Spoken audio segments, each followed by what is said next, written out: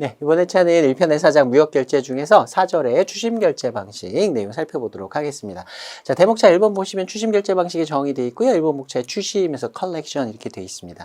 이 추심이라는 단어의 뜻을 한번 말씀을 드리고 그 다음에 시작할게요. 지금 여기서 우리가 공부하게 될 추심은요. 전체적으로 우리가 추심이다라고 하는 표현 중에서 좀 일부분에 해당하는 약간 좁은 의미의 추심이라고 보시면 됩니다.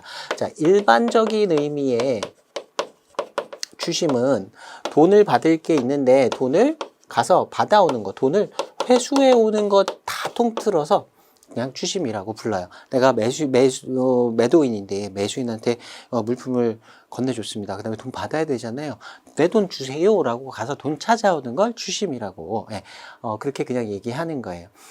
컬렉션이라고 영어 표현으로 돼 있는데 컬렉션이 수집하다라는 뜻도 있지만 영어 표현으로는 가갖고 뭔가를 가지고 오다, 회수해 오다, 찾아오다 라는 뜻도 있어요. 돈 받아오는 걸 그냥 넓은 의미의 추심이라고 보시면 됩니다. 한자어로는요, 그 추노라는 단어, 요새 좀 다른 의미로 변형해서 좀 쓰시던데, 추노가 그 추자가 이게 추노가 노비가 도망가면 그 쫓아가서 잡아오는 걸 추노라고 부르잖아요. 옛날 드라마에서 나왔던 것 같아요. 요즘 알바 추노라고 해서 좀 도망가는 것 자체를 추노라고 그렇게 표현을 쓰시던데 그 추자하고 똑같은 추자예요. 심자는 찾을 심자입니다. 그러니까 가가지고요, 내 돈 받을 거 돈 주세요. 그리고 찾아서 가지고 오는 거, 이걸 추심이라고 불러요. 그래서 그냥 일반적으로 돈 받아오는 거, 그 다음에 수표를 추심한다 이런 표현도 씁니다. 수표를 추심한다는 건 무슨 의미냐면 수표에 발행인이 있을 거예요. 수표상의 발행인이 이제 자기압 수표 같은 경우에는 은행입니다. A라는 은행이 발행한 수표를 이제 받았어요. 그러면 그걸 갖고 이제 단 사람한테 수표 받으면 그 은행에다 갖다 주잖아요. 그냥 내가 어디 가서 대금을 이렇게 대금 지급을 바로 할 수도 있지만 보통 이제 은행에다 갖다 놓고 그 은행에다가 그거를 예금을 해놓고 그걸 현금화 해가지고 이렇게 바꿔서 현금처럼 쓰잖아요. 수표를 추심한다라고 하면 A 은행이 발행한 걸 내가 거래은행이 B 은행이에요. B 은행에다가 갖다가 입금을 합니다. 그러면 그걸 이제 현금 처리한다 이렇게 얘기해요. 수표를 현금화한다 이런 표현을 쓰거든요. 같은 은행이 아니고 다른 은행이면 그 현금화하는데 우리나라 같은 경우에는 하루 이틀 정도 길면 3일 이 정도 시간이 걸려요. 왜 그러냐면 A은행이 돈 준다고 그 발행해준 수표이기 때문에 B은행에서 실물 수표를 A은행으로 보냅니다. 보낸 다음에 그 A은행한테 이거 수표 발행하셨으니까 이제 돈 주세요라고 해서 그때 A은행으로 돈을 받아오는 거예요. 그래서 계좌에다 집어넣어야 됩니다. 그런 과정들이 필요하기 때문에 실제 그 수표 대금을 가서 받아오는 거 이걸 수표 추심이라고 하고요. 여러분 뭐 그 수표 현금화 같은 작업들 혹시 업무상 해보신 분들 계시면 그 시간이 조금 걸린다라는 거 아실 수 있을 거예요. 만약에 같은 은행, A은행에서 발행한 건데 A은행에다 입금한다 그러면 시간이 좀 빠릅니다. 자기가 발행한 것이기 때문에. 자, 그런 과정들을 추심이라고 하고요. 아주 넓은 의미에서 약간 농담입니다만 그 길거리 다니다 보면 떼인 돈 받아들입니다. 이렇게 플랜카드 써 있는 거 보신 적 있을 거예요. 그 악성 채무 같은 걸 갖고 이제 받아오는 거 전문으로 하시는 분들이 계신데 그게 합법인지 불법인지 저도 잘 모르겠어요. 길거리에 써 있는 거는 이제 그런 것도 어떻게 보면 추심이다라고 얘기할 수 있습니다. 채권 추심이니 그런 말 들어보셨을 거예요. 근데 지금 우리가 공부할 거는요, 그런 추심은 아니에요. 좀 좁은 의미의 추심이고요. 은행을 통해서 대금을 회수하는 방법을, 은행을 통해서 필요한 서류를 수입국에다 보내요. 국제적인 추심의 경우에는 수입국으로 서류를 은행 통해서 보낸 다음에 은행을 통해서 대금을 회수하는 이런 과정을 통틀어서 추심, 컬렉션이라고 부릅니다. 자, 2번 목차 보시면 추심 결제 방식 해가지고요. 전체적인 흐름을 일단 양가로 1번에 쭉 써놨습니다. 요거 조금 있다가 표 가지고 그림 가지고 정점 순서를 보면서 다시 한번 좀 정리하도록 하겠습니다. 그리고 양가로 2번에 보시면요. 국제규칙으로 추심통일규칙이라는 것이 적용된다. 앞에서도 몇 번 말씀을 드렸었어요. 규제에서 나왔었는데요. URC라고 하는 건 Uniform Rules for Collection. 별거 없습니다. 추심에 대한 Uniform Rules. 통일규칙이다. 이렇게 해석하시면 되고요. ICC에서 만들어진 URC는 뒤에 이제 버전 번호가 522, URC 522 이렇게 붙어 있습니다. 나중에 신용장 가면 UCP 공부할 텐데요. UCP의 버전 번호는 600 이런 식으로 붙어 있어요.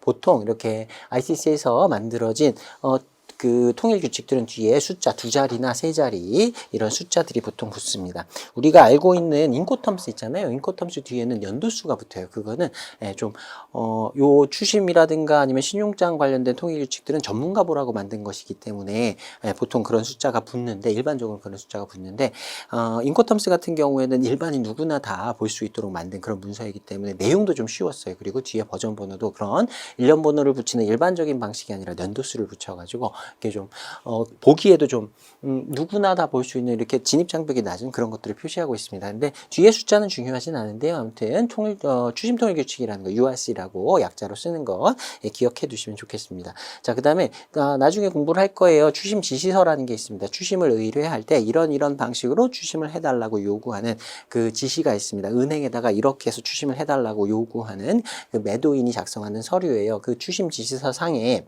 URC를 이 추심에는 적용하겠다라고 하는 준거 문헌이 있는 경우에 적용됩니다.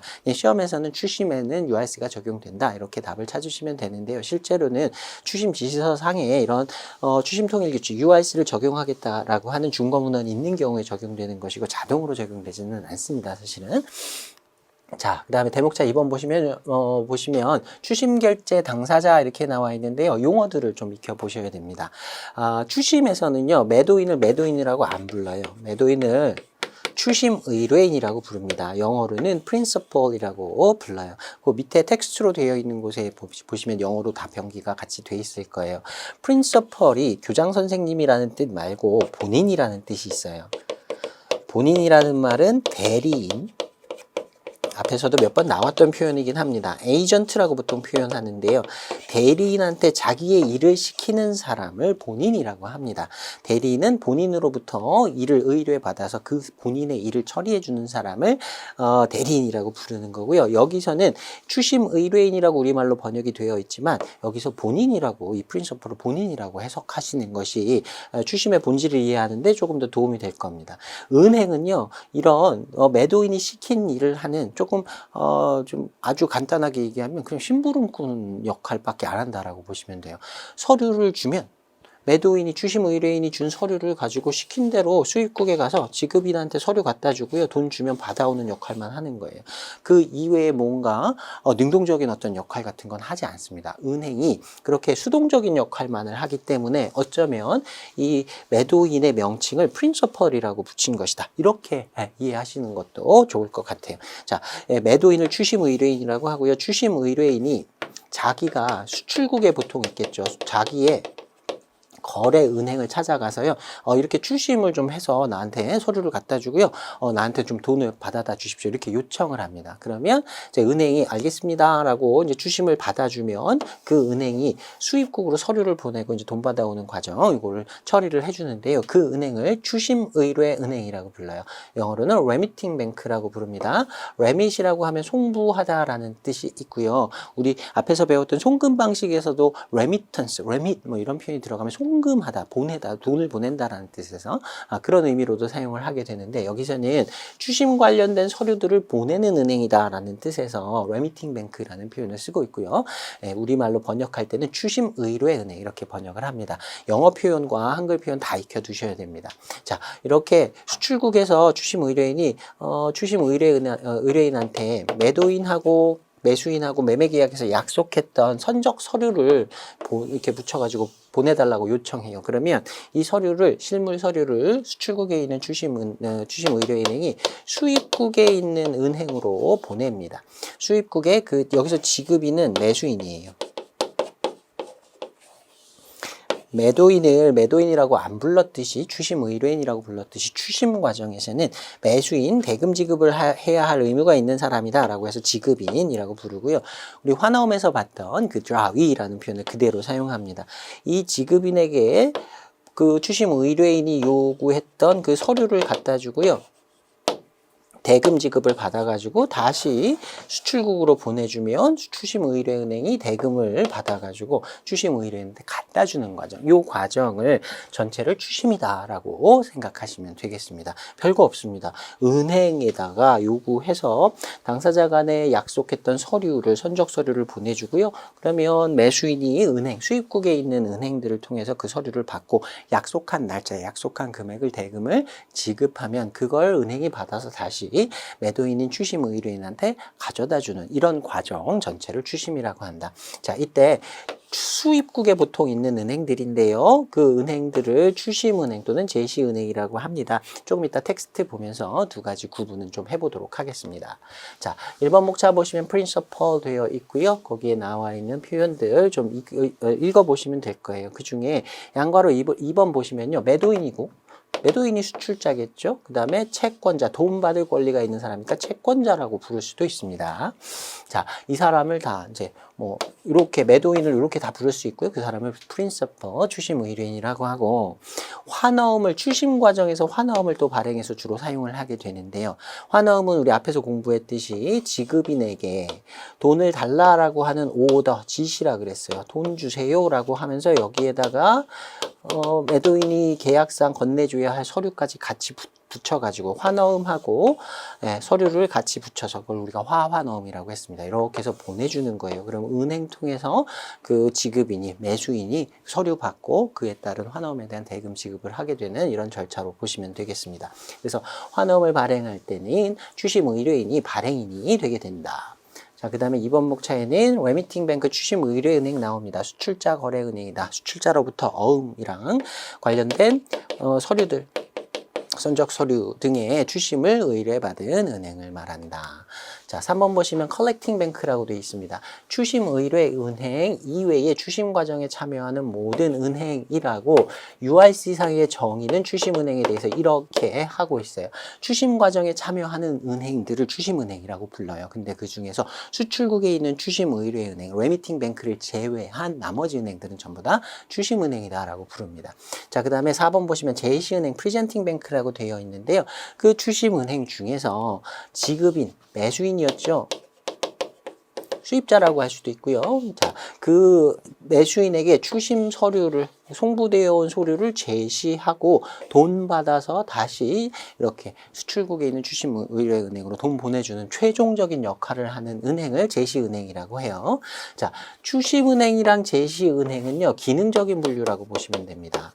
물리적인 분류가 아니에요. 그래서 A라는 은행이 자기가 제시를 한다라고 하면 그 수출국에서부터 서류 받아가지고 추심은행으로서 서류 받아가지고 제시까지 한다라고 하면 A라는 은행이 추심은행이면서 제시은행이 되는 거고요.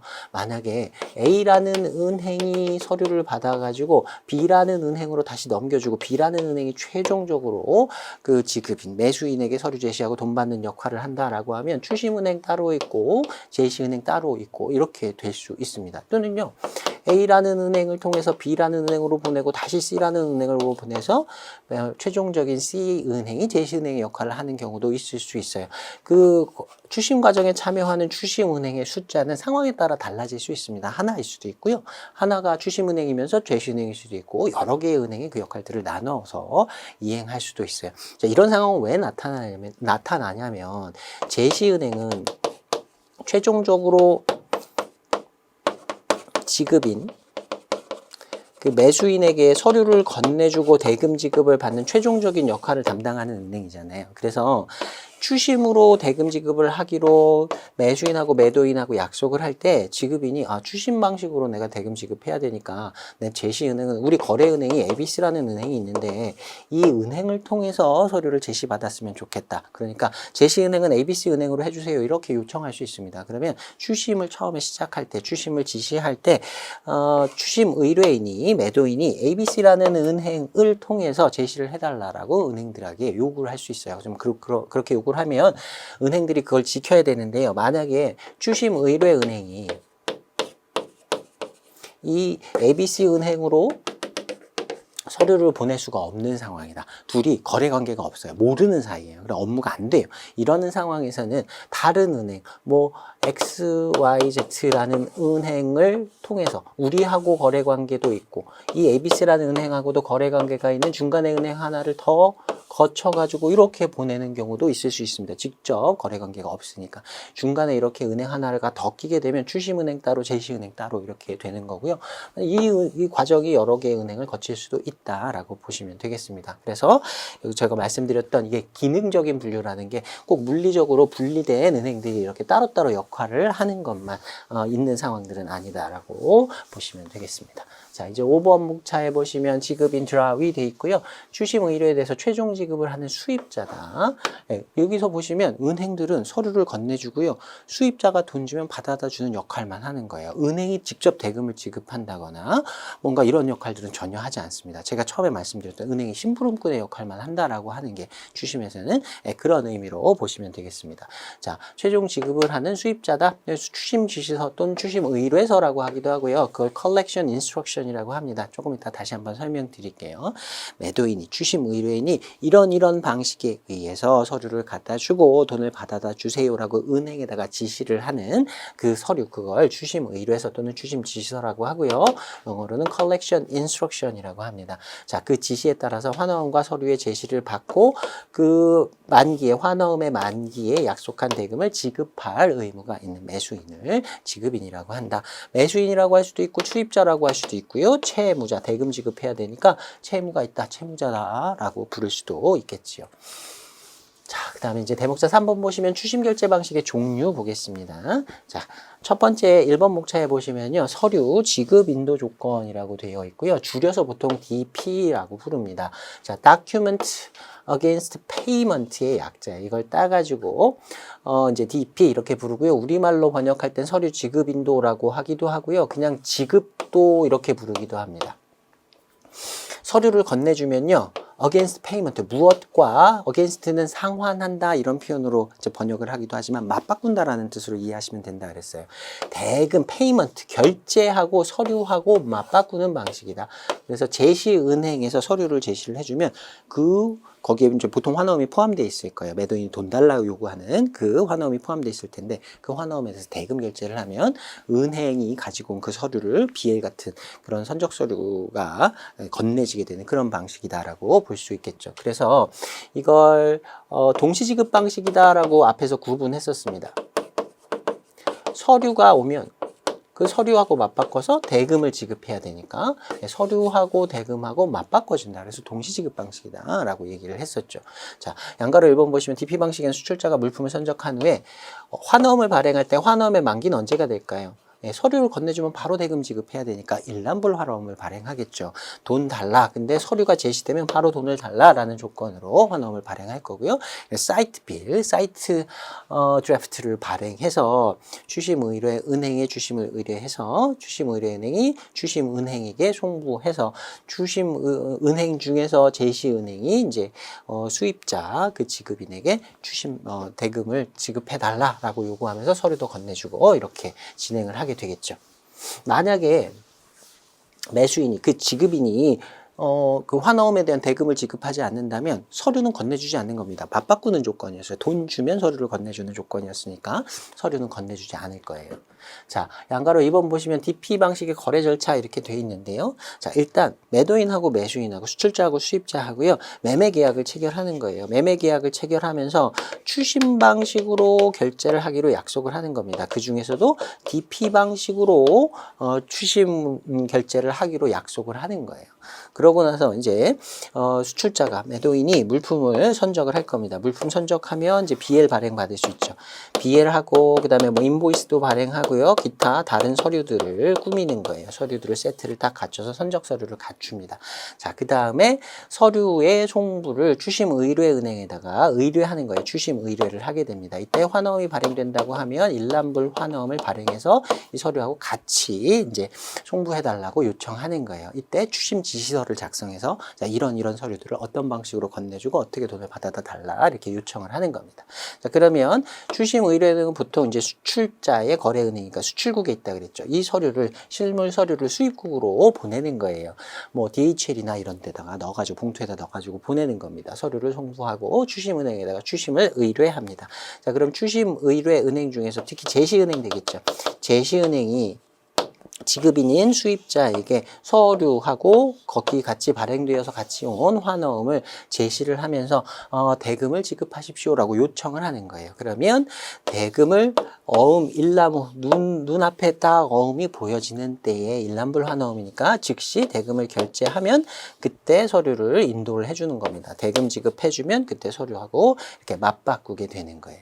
자, 그러면 그 다음에 이제 수입자는 자기가 나름대로 받은 그 서류 인수받은 서류를 가지고 그 안에 BL이 포함되어 있을 테니까 가서 이제 운송인한테 운송이 끝나고 나면 물품을 수령할 수 있고요. 그 다음에 지급한 대금은 이렇게 추심의뢰은행을 통해서 수출자에게 지급이 되게 됩니다. 그 제시은행이나 추심은행에서 바로 대금을 송금하진 않아요. 이렇게 서류가 왔던 은행들을 쭉 따라서 다시 대금이 간다라고 정리해 두시면 됩니다. 혹시 시험에서 그 제시은행, 추심은행이 직접 추심의뢰인에게 송금한다라고 표현이 되어 있으면 틀렸다라고 답을 찾으셔야 돼요. 이렇게 거꾸로 다시 찾아가게 됩니다. 자, 그 다음에 두 번째 조건이에요. 두 번째는 서류 인수 인도 조건 또는 인수도라고 하기도 하고요. DA라고 줄여서 부릅니다. Document Against Acceptance의 약자예요.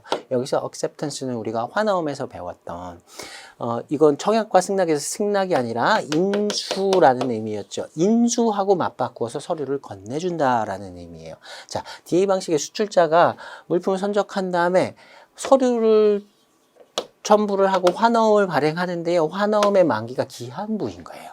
바로 서류를 건네준 때 그때 대금 지급하는 것이 아니라 서류를 건네주면 환어음이 포함되어 있는 서류를 건네주면 환어음에 대해서 인수 환어음 대금을 만기에 지급하겠다라고 하는 약속이라고 그랬어요. 약속을 하면 서류를 건네주는 거예요. 그러니까 이 서류 안에 BL 같은 이 선적 서류에는 BL 같은 서류들이 포함이 되어 있을 텐데 BL 넘겨준 건 물품을 건네준 거랑 똑같다 그랬죠.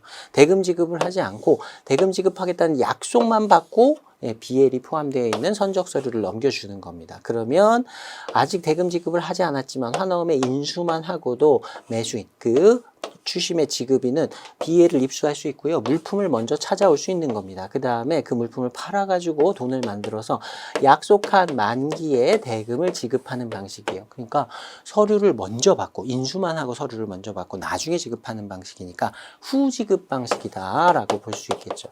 아까 DP의 경우에는 동시지급 방식이라고 그랬어요. 서류하고 대금하고 맞바꾸는 방식이었는데 여기서는 약속만 하고 인수만 하고 나중에 후지급을 하는 방식이니까 매수인 쪽에 훨씬 더 유리한 방식이다라고 볼 수 있습니다.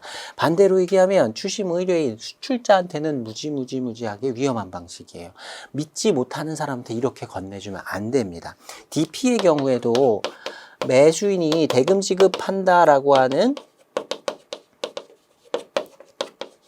지급이 보장되진 않아요. 서류 건네줬는데 마음이 바뀌었어요. 나 돈 주기 싫어. 그럼 서류도 안 받고 나 필요 없어. 대금 지급 안 할 테야. 그리고 그냥 거절할 수 있습니다. 그러면 은행이 이러시면 안 됩니다. 주시면 됐으니까 돈을 꼭 지급해 주셔야 됩니다. 이렇게 막 가서 독촉을 한다든지 이런 걸 할까요? 안 합니다. 주심에서는 그런 거 안 해요. 은행은 그냥 돈 안 준다는데요? 라고 그냥 지급 거절 통지만 하면 끝나요. 그냥 끝입니다. 그런데 대금 지급을 하지 않더라도 대금 지급을 하지 않으면 최소한 서류는 BL이 포함되어 있는 그 선적 서류는 매수인한테 안 건너갑니다. 그러면 물품을 다시 매도인이 좀 비용도 들고 그 복잡한 절차가 있겠지만 매수인이 계약 위반을 하면 물품은 일단 다시 회수를 해올 수 있어요. 그래서 그걸 다른 사람한테 판다든가 이런 식으로 해서 좀 그 피해를 줄일 수 있는 그런 형태다라고 한다면 DA의 경우에는 인수만 받고 BL 미리 건네줬기 때문에 만기에 대금 지급이 되지 않는다. 매수인한테 연락해봤는데 전화 안 받는다. 도망갔다. 라고 하면 물품도 이미 건네줬고요. 돈도 못 받는 거예요. 그러니까 훨씬 더 위험한 방식이다라고 볼 수 있겠죠. 거꾸로 얘기하면 매수인 입장에서는 물품 먼저 받고 환어음 인수만 먼저 하고 나중에 대금 지급하면 되니까 훨씬 더 유리한 방식이 되는 것이고요.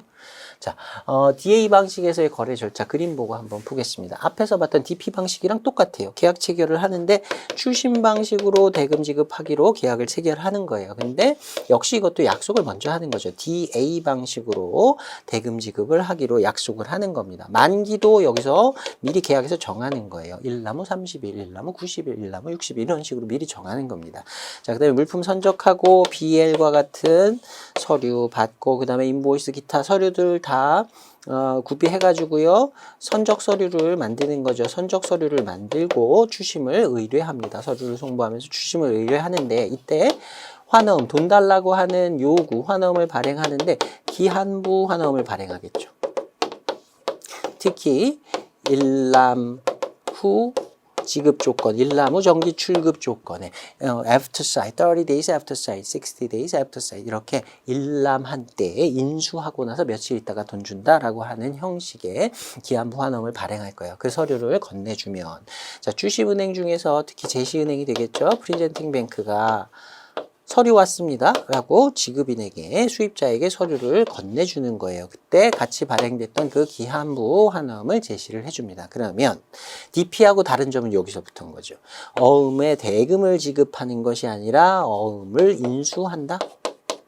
만기에 대금 지급하겠다는 약속만을 어음상에다 하는 거예요. 그러면 그 어음의 원본은 주식은행에서 보관을 하고 있어요. 보관을 하고 있다가 서류는 건너주는 거죠. 인수를 했으니까 서류는 먼저 건네주고 자기가 원본을 보관하고 있다 만기에 이제 그 다음에 이제 여기 서류는 인수를 받았으니까 그걸 갖고 가서 그 안에 포함되어 있는 BL 같은 운송 서류를 가지고 물품 먼저 인수하고요. 만기에 대금 지급을 하게 되는데 만기에 대금 지급할 때는 처음에 인수 받아서 추심 그 제시은행에서 보관하고 있었던 그 환어음을 만기에 다시 제시를 하는 겁니다. 그러면 그때 만기에 대금 결제를 하게 되고요.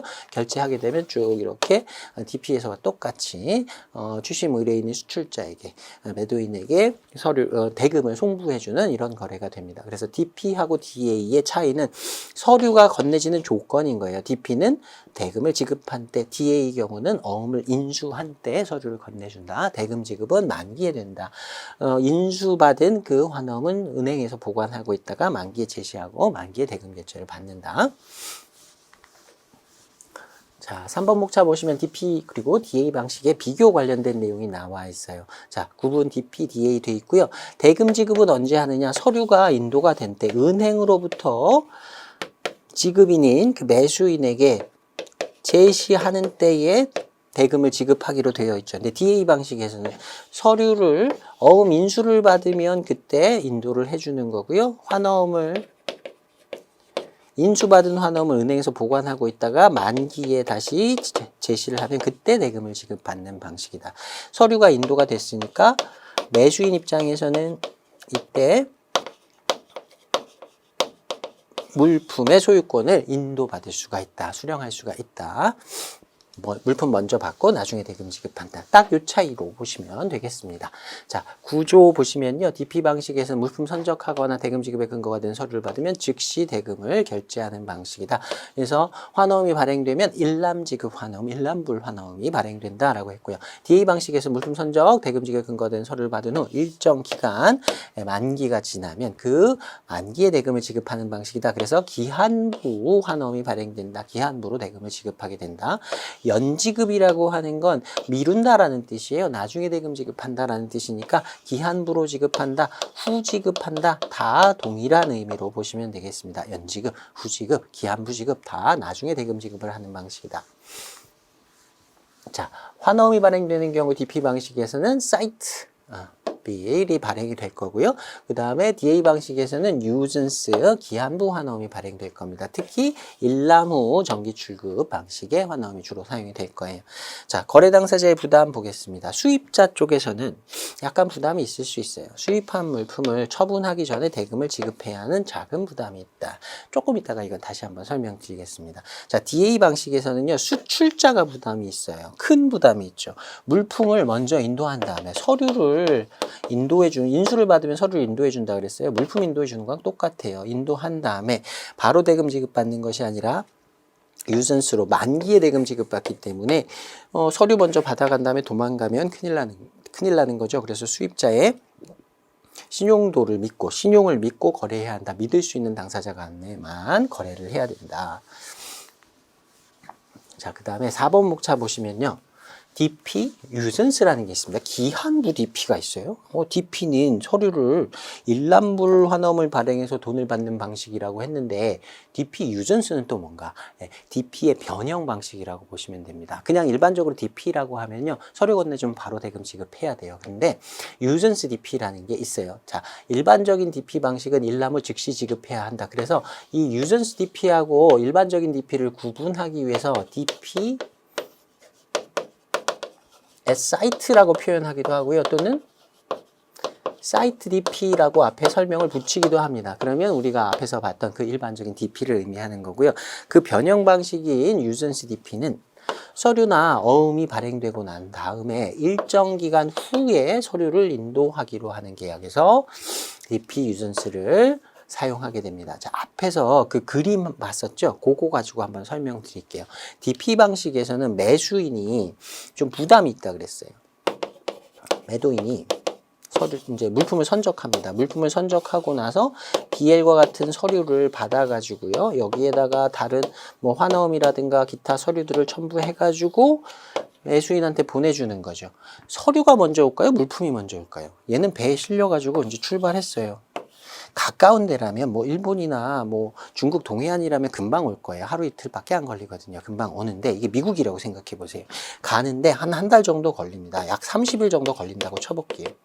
얘는 이제 출발한 지 3일 됐어요. 서류가 3일 만에 왔거든요. 서류는 훨씬 빨리 오겠죠. DHL 같은 걸로 이제 봉투에다 넣어서 오니까. 얘는 앞으로 한 4주가 더 있어야 돼요. 근데 서류가 먼저 왔습니다. 그러면 이때 대금 지급해야 돼요. DP 방식에서는. 그러니까 아직 물품이 도착해서 내가 실제로 물품을 인수하기까지는 한참 남은 거예요. 한참 남았는데 이 계약 방법에서는 DP 결제 방식에서는 내가 일람불로 바로 지급을 해야 되니까 매수인 입장에서는 어떤 느낌이 들어요? 돈을 미리 준 것 같은 느낌이 드는 거예요. 아직 물품은 바다에 있는데 한참 오고 있는데 나는 돈을 먼저 주고 준비를 해놔야 되는 물품을 그 서류를 수령해야 되는 상황이기 때문에 매수인 입장에서는 선지급한 것 같은 느낌이 듭니다. 그래서 좀 싫어할 수 있어요. 그래서 DA 방식으로 하자라고 계약에서 요구를 하는 거죠. 근데 DA 방식으로 하면 매도인 입장에서는 굉장히 위험해요. 그래, 돈을 나중에 받고 뭐 이걸 떠나서 일단 서류를 건네줄 때 인수만 받고 해주는 거니까 대금 지급을 받지 않은 상태에서 서류만 건네주는 거니까 만기에 대금 지급을 한다는 보장이 없다. 그러니까 나는 DA는 싫다. 이렇게 매도인은 DA를 싫어할 거고요. 매수인은 선지급하니까 DP를 싫어할 수 있습니다. 자, 이런 경우에 어떻게 하냐면요. 물품을 선적했어요. 그리고 서류를 발급받았습니다. 이걸 서류를 은행들을 통해서 매수인한테 건네주는데 DA는 매도인이 위험하니까 싫은 거예요. 그래서 DP로 하는 거예요. 서류는 대금 지급을 한때 건네주겠다. 미리 주진 않겠다. 대신 만기를 이게 만약에 이제 미국이다라고 치면 약 뭐 처음에 이제 운송 시작할 때 대충 얼마 걸릴지는 알 수 있잖아요. 운송기일이 약 30일이 걸린다라고 이제 예측이 돼요. 그러면 환어음을 발행할 때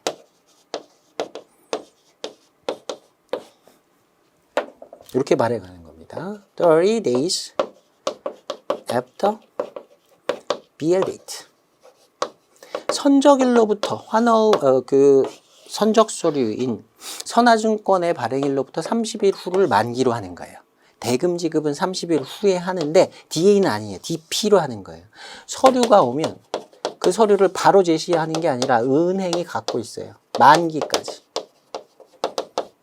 만기시까지 은행에서 보관을 하고 있다가 선적 후 30일이 됐잖아요. 그때 제시를 하는 겁니다. 나중에 제시를 하고 제시하면 그때 대금 지급을 해야 서류를 건네주는 거예요. 그러니까 매도인 입장에서는 미리 서류를 건네주는 게 아니니까 돈을 안 주면 서류를 안 건네주게 되는 거잖아요. 그러니까 물품에 대한 처분권을 자기가 대금 지급이 될 때까지 매도인이 가지고 있을 수 있어요.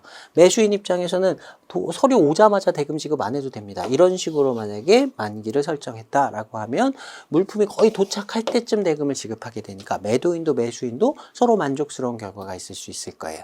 자, 이런 식으로 사용하는 게 유전스 DP입니다. 자, 이때 골치 아픈 건 은행이에요. DA, DP든 DP든 DA든 아무튼 서류가 오면 바로 제시를 하면 되는 거거든요. DP인 경우에는 제시하고 돈 받으면 되고 서류 건네주면 되고, DA는 인수받고 서류 건네주고 만기에 돈 받으면 되는 거야. 근데 이거는 이제 그 만기까지 쭉 기다렸다가 그때 제시를 하고 대금 지급 받으면 서류를 건네줘야 되니까 은행에서 조금 더 신경을 써야 된다. 이런 정도의 차이점이 있다라고 보시면 되겠습니다. 자, 그래서 양가로 2번 보시면 DA 방식하고 DP 유슨스 방식의 차이점이다. 자, 일단 공통점부터 볼게요. DA 방식하고 DP 유슨스 방식의 공통점은 만기가 기한부다. 즉시 지급되는 게 아니죠. 만기가 기한부이다라는 공통점이 있어요. 근데 차이점은 보면 DA 방식은 인수가 되는 때 서류가 건네지는 거고, DP 유선스는 그래도 DP니까 대금이 지급되는 때 서류가 건네지는 거겠죠. 자, 그래서 서류가 도착하고 일정 기간이 지난 후에 대금을 지급한다는 측면에서는 비슷하지만 서류의 인수 시에 대금 지급의 의무가 DP에서는 있고 DA에서는 대금 지급을 안 하고 인수만 하면 된다라고 했어요. 그 차이가 있다. 자, 그 정도로 이해해 두시면 되겠습니다. 그래서 DP 유선스는 DP와 DA의 각각의 매도인과 매수인의 불리한 점들을 절충한 조건이다라고 보실 수 있겠습니다. 자, 양가로 3번 보시면 DP 유슨스의 장점에서 DA 방식에 따른 수출자의 위험 부담, 인수만 받고 서류를 건네줘야 한다라는 위험 부담과 DP 방식에 따른 수입자가 물품은 아직 도착하지 않았는데 대금을 지급해야 한다라고 하는 자금 부담을 둘을 절충시킨 것이다. 자, 양가로 4번 보시면요. DP 유슨스니까 환어음이 발행되면 기한부 환어음이 발행되겠죠. 자, 추심 서류에 기한부 환어음이 포함되어 있어요. 그러면 이게 DA인지 유슨스 DP인지를 딱 구분을 해줘야 은행이 업무 처리를 할 수 있어요. 이 환어음을 인수받고 서류를 건네주는 방식인 건지, 아니면 그 만기까지 기다렸다가 대금 지급을 받고 서류를 건네줘야 하는 방식인 건지 구분을 해줘야 되는데 추심 지시서에 명확하게 안 써 있어요. 기한부 환어음이 들어있는데 이게 DP인지 DP 유슨스인지 DA인지 명확하게 표시가 되어 있지 않다라고 하면 은행 입장에서는 보수적으로 처리합니다. 자, 은행은 나중에 볼 테지만 면책이 돼요. 다 나중에 결국에 면책이 됩니다. 실질적으로 법적으로 책임은 안 지는데요. 욕먹을 거잖아요. 서류를 건네줬는데 대금 지급이 되지 않았다라고 하면, 자, DA라고 하면 인수만 받고 대금 지급 받지 않은 상태에서 서류를 먼저 건네준 거예요. 근데 만약에 인수가 안 됐다라고 하면 큰일 납니다. DP 유전스 방식이라고 하면 이거는 나중에 기한이 됐을 때, 만기가 됐을 때 서류를 건네주고 돈 받고 이렇게 맞바꾸는 방식이에요. 매수인이 이거 내가 서류 먼저 받기로 돼 있어요. 서류 먼저 건네주세요. 아니요, 우리 잘 몰라갖고요. 그냥 DP로 넘겨드릴 테니까 만기에 대금 지급하셔야 서류 건네드릴 수 있습니다.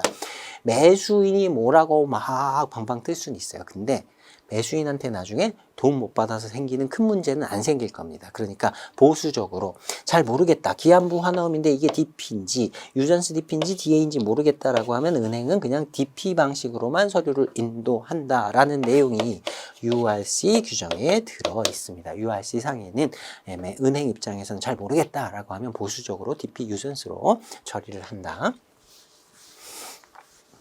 자, 그 다음에 대목자 4번 보시면 추심의뢰서, 추심지시서, 추심의뢰서라고 나와 있는데요. 제가 앞에서 몇 번 말씀드렸어요. Collection Instruction이라고 한다. 자, 1번 목차 보시면 양가로 1번의 추심지시서는 추심의뢰은행이 추심의뢰인의 매도인이죠. 추심의뢰인의 거래은행인 추심의뢰은행이 지시에 따라 추심할 그 조건을 나열한 서류다. 그래서 추심의뢰인이 작성해가지고 추심을 지시할 때 은행에다 이대로 추심해달라, 이 조건대로 추심해달라 요구하는 서류다. 자, 양가로 2번 한번 읽어보시면 될 것 같고요. 다음에 2번 목차 보시면 추심 지시서에 의한 서류 제시 이렇게 되어 있습니다. 자, 양가로 1번 보시면요. 추심 업무에 참여하는 은행은 추심 지시서에 기재된 지시와 규칙에 따라 업무를 수행해야 하며, 여기다가 좀 표현이 그렇지만 오지랖은 떨지 않는다. 시킨 대로만 한다. 내가 일을 잘해줘야지. 여기 내용은 없지만 이렇게 하면 일 처리가 잘 될 거야. 이런 건 절대 하지 않는다는 거야. 딱 시킨 대로만 합니다. 추심 지시서에 써 있는 대로만 한다. 그 다음에 은행의 의미 양식에 따라 첨부 서류를 변경해서 제시해서는 안 된다.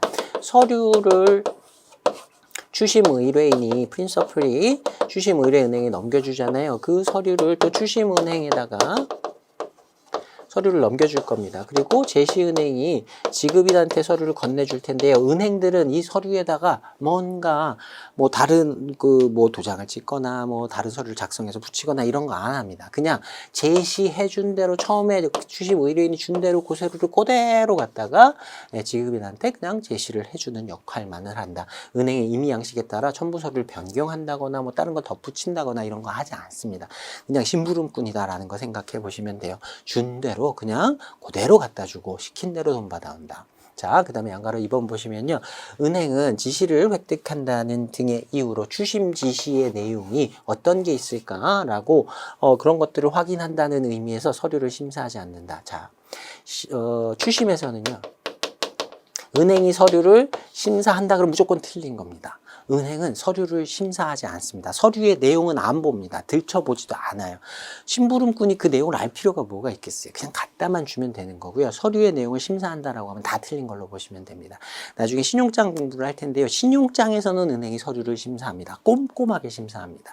대금 지급을 은행이 직접 하는 방식의 신용장이기 때문에 은행이 대금 지급을 할지 말지를 결정하는 건 그 서류의 여부에 내용에 달려 있어요. 그래서 서류를 심사한 다음에 조건과 일치하면 대금 지급을 하고요. 추심 같은 경우에는 은행이 대금 지급을 하는 게 아니기 때문에 그냥 심부름꾼이기 때문에 그냥 서류만 갖다 주고 돈만 받아온다. 서류의 내용 같은 건 보지 않는다. 자, 그 다음에 3번 보시면 추심 지시서에 별도의 수건이 없을 경우 추심 결제 당사자의 어떠한 지시도 무시한다. 시킨 대로만 한다 그랬어요. 그래서 다른 당사자가 와서 뭐 매수인이 와갖고 이게 원래 이런 업무니까 이런 매매 계약상에 이런 내용이 있었으니까 나한테 서류를 이렇게 건네주셔야 돼요. 뭐 제3자가 뭐 다른 사람이 와서 이거 거래에서는 이렇게 따라야 됩니다. 이런 얘기를 해도 절대 듣지 않는다는 거예요. 추심 지시서에 써 있는 대로만 업무를 처리한다. 다른 사람의 말은 듣지 않는다. 자, 그 다음에 연가로 4번 보시면요. 추심의뢰은행이 특정 제시은행을 지정하지 않은 경우에는 추심은행은 자신이 선택한 제시은행을 이용할 수 있다. 자, 이게 무슨 말이냐면요. 앞에서 잠깐 설명드렸어요. 추심의뢰인이 매도인이라고 그랬죠. 지급인은 매수인이에요. 둘 사이에 매매 계약에서 추심으로 대금 결제를 하기로 약속을 해서 추심 업무가 이루어지는 거예요. 이 매매 계약에서 추심으로 대금 결제를 할 때 지급인이 요구한 게 있습니다. 내 거래은행이 ABC 은행이니까 이 은행을 제시은행으로 해서 서류를 송부해달라, 추심을 해달라. 내가 거래은행에 가서 대금 지급하고 서류 받아오고 싶다. 이렇게 요구를 하는 경우가 있을 수 있어요. 그러면 추심 의뢰인이 추심 지시를 할 때 제시은행은 ABC은행으로 해달라고 요구를 하는 겁니다. 그래서 추심 의뢰인이 요구한 은행이 있다면 그 은행을 통해서 서류가 제시될 수 있도록 해야 돼요. 시킨 대로 하는 겁니다. 근데 만약에 추심 의뢰인이 지시를 안 했어요. 뭐 매매 계약에서 그런 약속한 게 없어요. 그냥 아무 은행이나 보내도 되는 거예요. 그래서 추심을 의뢰할 때 제시은행을 추심 의뢰인이 선택하지 않았습니다. 추심 지시서상에 안 써준 거예요. 그러면 그 다음 당사자인 추심의뢰은행이 내가 편한 은행 아무 데나 선택해서 그냥 서류를 보내면 됩니다. 근데 만약에 추심의뢰은행도 어떤 은행을 마지막으로 제시은행으로 할지 선택을 안 했어요. 그러면 그 다음 당사자 누구예요? 추심은행이겠죠. 제시은행, 추심은행이 따로 있다고 하면 추심은행이 받아서 정해진 은행이 없네? 내가 편한 은행 아무 데나 통해서 제시를 하면 되지 뭐. 세 번째로 추심은행이 이 은행을 어떤 은행을 최종적인 은행으로 선택할 것인지를 결정할 수 있어요. 외우실 내용은 아니고요. 당연히 그렇겠죠. 매도인하고 매수인 사이에 약정한 게 있어서 추심을 의뢰할 때 추심 의뢰인이 시킨 게 있다. 그럼 지시대로 따라야 되는 거고요. 시킨 게 없다. 그럼 두 번째 서류가 건네가는 이 추심 의뢰은행이 선택을 하면 되고 되고 추심의뢰은행도 선택은 안 했다 그러면 추심은행이 마지막 은행을 선택할 수 있다. 이렇게 순서를 기억해 두시면 되겠습니다. 그래서 다시 한번 읽어볼게요. 양과로 4번 보시면 추심의뢰은행이 특정 제시은행을 지정하지 않은 경우에 지정하지 않았어요. 추심의뢰인이 시켜서 지정하는 경우도 있을 수 있고요. 추심의뢰인이 시키지 않았는데 자기가 그냥 골라서 지정하는 경우도 있을 수 있을 거예요. 아무튼 어떤 경우든 만약에 추심의뢰은행이 최종적인 은행이 어떤 은행이어야 한다 지정을 하지 않았다라고 하면 추심은행이 그 다음 은행이 자신이 선택한 제시은행을 이용할 수 있다. 이렇게 가시면 되는 거죠. 자, 그 다음에 양가로 5번 보시면요. 추심된 금액은 추심지시서의 조건에 따라 추심지시서를 송부한 당사자에게 지체 없이 지급되어야 된다. 돈 받았다라고 하면 오랫동안 갖고 있지 말고요. 바로바로 그 앞에 당사자에게 보내서 최종적으로 추심 의뢰인에게 매도인에게 전해질 수 있도록 하라라는 의미입니다.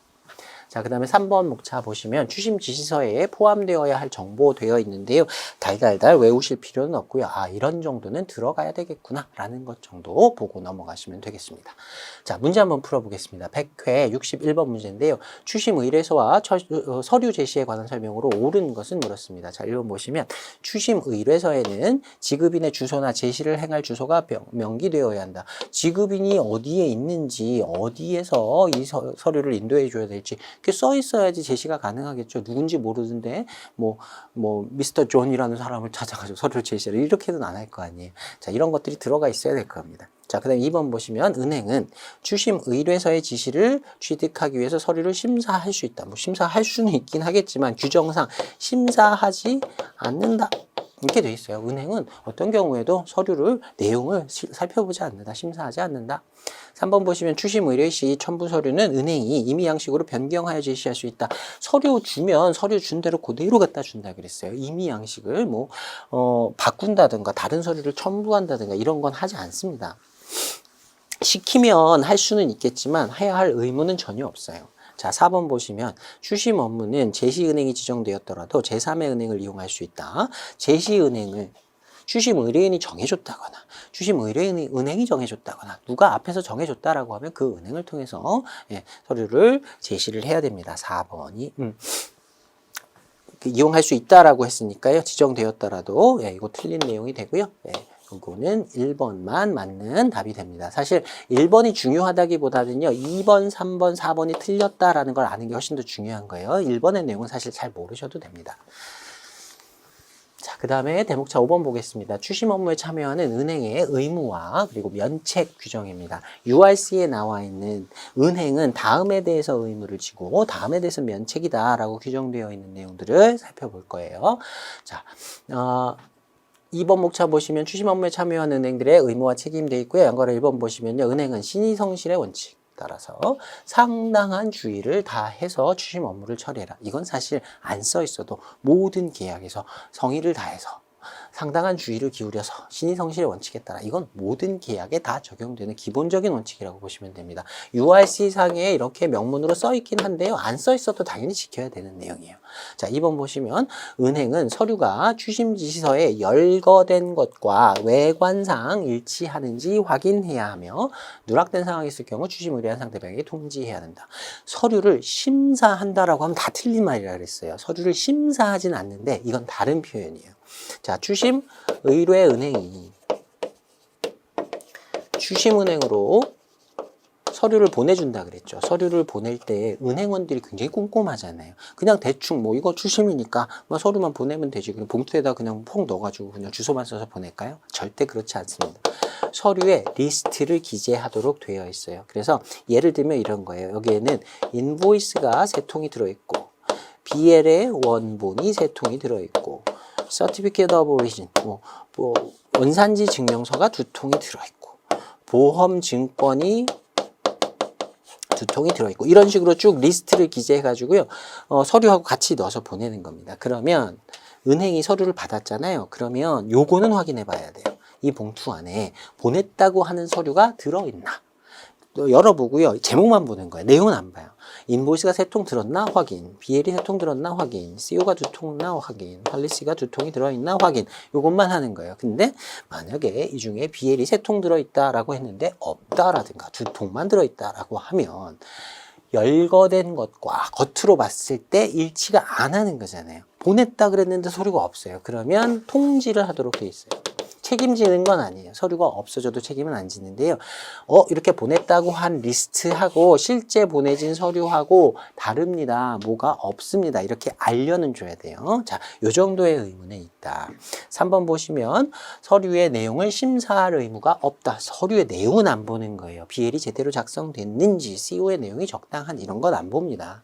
그냥 겉으로 봤을 때 통수만 확인을 하는 거예요. 자, 그 다음에 네 번째 보시면 은행은 추심 또는 추심 지시 또는 관련된 후속 지시를 취급해야 할 의무를 지지 않는다. 이 말은 무슨 말이냐면요. 은행에 매도인이 추심 의뢰인이 찾아가서 추심 업무 좀 해주세요. 추심 의뢰 좀 해주세요. 라고 은행에 요구를 하면 추심 의뢰 은행이 반드시 그에 따라야 될까요? 아니요. 그건 은행이 그냥 하고 싶으면 하는 거고요. 우리는 추심 업무 죄송하지만 안 합니다. 다른 은행으로 가셔야 됩니다. 이렇게 거부할 수 있는 거죠. 하고 싶으면 하는 거고요. 하기 싫으면 안 하는 거예요. 또 추심 의뢰 은행이 추심 은행으로 수입국에 있는 은행으로 서류를 보냈어요. 이 서류를 지급인에게 제시하고 돈을 좀 받아다 달라 요청했어요. 근데 해당 은행이 우리 그 업무 하기 싫은데요. 안 합니다. 라고 거부할 수 있는 거예요. 그러니까 모든 은행들은 시켰다고 꼭 해야 되느냐. 은행은 노예가 아닌 거예요. 하기 싫으면 안 하는 겁니다. 하고 싶으면 하는 거고 하기 싫으면 안 한다고 통지만 해주면 돼요. 나중에 신용장 통일규칙에서도 이 내용을 살펴볼 텐데요. 똑같습니다. 은행은 시킨다고 꼭 해야 되는 의무는 없어요. 하고 싶으면 하는 거고 하기 싫으면 안 한다고 통지만 해주면 됩니다. 자, 그 다음에 3번 목차 보시면 추심 업무에 참여하는 은행의 면책 이렇게 돼 있어요. 또 양가로 1번 보시면 물품에 대한 면책. 추심은 서류를 받아서 건네주고 돈을 받아다 주는 과정이에요. 해당 물품하고 은행은 전혀 관련이 없습니다. 자, 은행은 추심과 관련된 물품에 대해서 수령, 보관, 보험, 부보를 포함한 어떠한 조치도 취할 의무가 없다. 만약에 물품의 보관, 부보 등에 대한 특별한 지시를 받았더라도 이에 따를 의무가 없다. 자, 2번까지 볼게요. 위와 같은 조건에도 불구하고 은행이 물품을 보관할 경우 물품을 보관함으로써 발생한 손해와 비용에 대해서는 책임을 지지 않는다. 자, 물품과 관련돼서 이 물품을 좀 어떻게 좀 처리를 해달라라고 요구를 받았다 하더라도 안 하면 됩니다. 근데 혹시 그렇게 요청을 해서 알았어요. 해드릴게요. 비용을 받고 해준다 하더라도 보관과 관련한 물품과 관련된 무슨 처리 과정에서 물품이 잘못됐다. 책임을 안 진다라는 의미입니다. 자, 이런 상황 생각해 보시면 돼요. DP로 서류가 갔어요. 근데 매수인, 지급인이 지급 거절, 돈 안 주는 거예요. 그럼 서류를 안 건네주는 거지. DP에서는 돈 받고 서류를 건네준다 그랬으니까 이제 서류를 안 건네주는 겁니다. 그럼 BL을 포함한 서류들이 은행에 있는 거예요. 나중에 물품이 수입국에 도착하겠죠. 그러면 이제 이 물품을 BL 가지고 처분을 해갖고 매도인 다시 수출국으로 가져오든가 삼국으로 가져가든가 뭔가 조치를 취해야 될 거예요. 매수인이 물품을 안 가져가는 상황이니까 대금 지급도 안 했고 그러면 은행한테 부탁할 수 있습니다. 자, 이런 상황이 생겨서 물품이 붕 떠버리면 이걸 어디 좀 창고에다가 좀 보관을 좀 해주시고 제가 비용을 드릴 테니까 물품 관련해서 좀 보험도 좀 들어주시고 이거 보관할 수 있도록 뭔가 좀 조치를 취해 주세요라고 요구를 해도 안 들어줄 수 있다는 겁니다. 만약에 그렇게 요구에 응해서 뭔가를 해줬다 하더라도 물품이 뭔가 잘못됐다. 은행은 전혀 책임지지 않는다. 자, 지금부터는요 은행이 다 면책이다라고 생각하시면 돼요. 은행이 책임지는 게 거의 없습니다. 자, 그 다음에 양가로 2번 보시면요. 지시받은 제3자의 당사자 이용에 대한 면책. 자, 추심의뢰은행이 추심의뢰인의 지시를 이행하기 위해 다른 은행을 이용하는 비용은 최종적으로 추심의뢰인이 부담한다. 누가 시켰어요? 추심의뢰인, 매도인이 시켰잖아요. 관련된 비용은 최종적으로 일 시킨 사람이 부담해야 된다라고 정리하시면 되고요. 자, 2번 보시면 은행은 자신이 선정한 타 은행의 지시 불이행에 대한 책임이 없다. 만약에 추심의뢰인이, 매도인이 뭔가 정한 은행이 없어요. 그래서 추심의뢰은행이 수출국에 있는 추심의뢰은행이 추심은행으로 자기 거래은행, 자기 지사라든가 다른 은행을 선택해서 추심은행으로 선택해서 보냈습니다. 서류를 보냈어요. 근데 이 추심은행이 뭔가 일처리를 잘못해서 일이 잘못된 거예요. 그러면 추심의뢰인이 아니 좀 은행을 제대로 된 걸 선택해야지 왜 이런 은행을 선택해가지고 일처리가 이렇게 하시냐 이렇게 손해가 발생했으니까 나한테 책임 좀 져야 되는 거 아니냐라고 요구할 수 있겠죠. 그 은행을 은행이 골랐으니까, 그 은행이 골랐으니까. 근데 은행은 책임 안 집니다. 자기가 골랐다 하더라도, 일시키기 위해서 다른 은행을 골랐다 하더라도, 자기가 스스로 골랐다 하더라도 관련된 책임은 지지 않도록 되어 있어요. 은행은 대부분 다 면책이라고 보시면 됩니다. 자, 그 다음에 양가로 3번 보시면요. 서류 자체에 대해서도 면책이에요. 동그라미 1번 보시면, 은행은 접수된 서류가 추심지서에 열거된 것과 아까 리스트 얘기했었어요. 외관상 일치하는지를 확인해야 되고, 열거된 것과 다른 서류가 있다면 지체 없이 전신대개 수단으로 통지해줘라. 예, 여기까지만 의무가 있고요. 은행은 서류의 내용에 관해서 심사할 의무 없다 그랬어요. 심사 안 한다 그랬고요. 자, 그 서류를 건네주긴 하지만 서류의 형식, 충분성, 위조, 법적 효력, 진정성, 서류에 표시된 물품의 명세, 수량, 뭐 이런 것들, 그 다음에 모든 당사자의 신의성실, 신용상태, 이행 등에 대해서 책임 전혀 안 집니다. 서류 관련된 세부적인 내용에 대해서는 책임을 지지 않는다. 자, 그 다음에 양가로 4번 보시면요. 불가항력, 네, 천재지변, 폭동, 반란, 전쟁 뭐 이런 것들이 있었어요. 그래서 그걸로 뭔가 뭐 일이 잘못됐습니다. 전혀 당연히 책임 안 지고요. 자, 양가로 5번 보시면요. 송달이라는 건 서류를 건네주는 과정이에요. 지연 또는 멸실에 대한 면책. 서류의 송부가 지연되더라도 은행은 책임이 없고요. 또 심지어는 중간에 서류가 송부되다가 중간에 없어졌어요. 서류가 없어지더라도 은행은 책임지지 않습니다. 다 면책으로 URC상의 규정이 되어 있어요. 자, 그 다음에 양가로 6번 보시면요. 번역 오류에 대한 면책. 은행은 전문 용어 번역. 그 다음에 외국어도 마찬가지예요. 번역 같은 거 할 의무가 없습니다. 근데 만약에 뭐 그런 번역을 했다 또는 해석을 했다. 근데 그 해석을 잘못했어요. 오역을 했어요. 그래서 문제가 발생했다. 책임지지 않습니다. 자, 문제 보겠습니다. 100회 65번 보겠습니다. 추심 업무에 참여하는 은행의 의무와 책임에 대한 설명으로 틀린 것을 물었고요. 자, 1번 보시면 물품이 추심은행 앞으로 송부된 경우 이를 인수할 책임이 없다. 물품을 은행 앞으로 보내고 은행에서 좀 이걸 받아두고 좀 어떻게 처리를 해달라 요구해도 물품 관련돼서는 그걸 받아줄 뭐 관련된 보관 책임 이런 건 다 없다 그랬어요. 자, 1번 괜찮고요. 자, 2번 은행은 지급 확약을 하지 않으므로 나중에 신용장 가면 이 얘기를 계속 할 텐데요. 은행은 추심 관련된 은행들은요. 매수인이 대금 지급, 지급인이 대금 지급할 것을 내가 보장해 드리겠습니다. 꼭 돈을 받아다 드리겠습니다. 이런 약속은 전혀 하지 않는다 그랬어요. 서류만 갖다 주고 매수인한테 대금 지급하시죠? 안 한다? 그럼 안 한다는데요? 라고 통지만 해주면 끝납니다. 지급 확약을 하지 않는다. 그래서 상당한 주의 의무가 없다? 네, 상당한 주의 의무, 신의성실에 따라 상당한 주의를 기울여서 업무를 해야 한다는 건 기본적인 원칙이라고 그랬어요.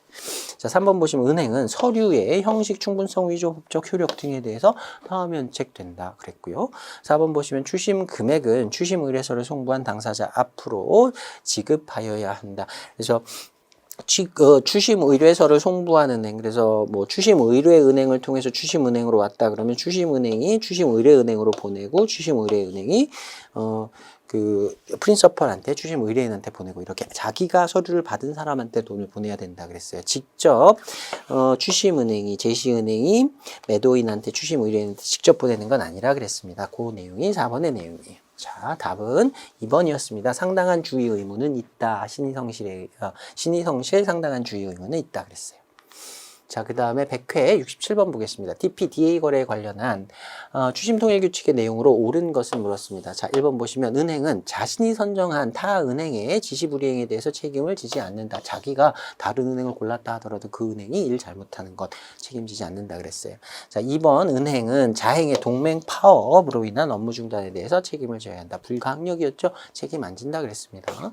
3번입니다. 은행은 물품에 대한 지시가 있더라도 이를 보관하는 등의 의무가 없다. 물품 좀 보관해 주세요? 네, 의무 없다 그랬습니다. 그거 들어줄 의무는 없다 그랬고요. 4번 보시면 DP, DA 거래의 드라위는 지급인은 일반적으로 수입자의 거래 은행이 된다. 은행이 지급해 주는 게 아니라 수입자가 직접 지급한다 그랬어요.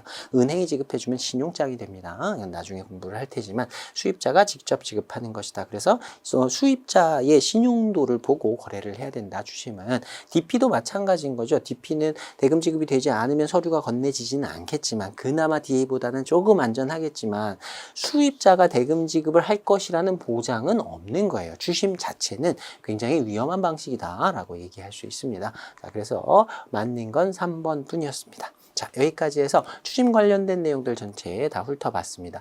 URC 관련해서는 사실 세부적인 내용이 조금 더 있는데요. 우리 시험에서는 이 정도만 살펴보시면 시험 보신 데는 문제가 없는 정도로 보시면 되겠고요. 자, 여기서 살펴봤던 내용들 뭐 그렇게 많이 어려운 내용들은 없었을 겁니다. 앞에서 살펴봤던 그 환엄과 연결되는 부분이 혹시 헷갈린다라고 하면 그 부분을 다시 한번 좀 복습을 해 주시기 바라고요. 자, 여기까지 해서 이번 회차 마무리하도록 하겠습니다. 수고 많으셨습니다.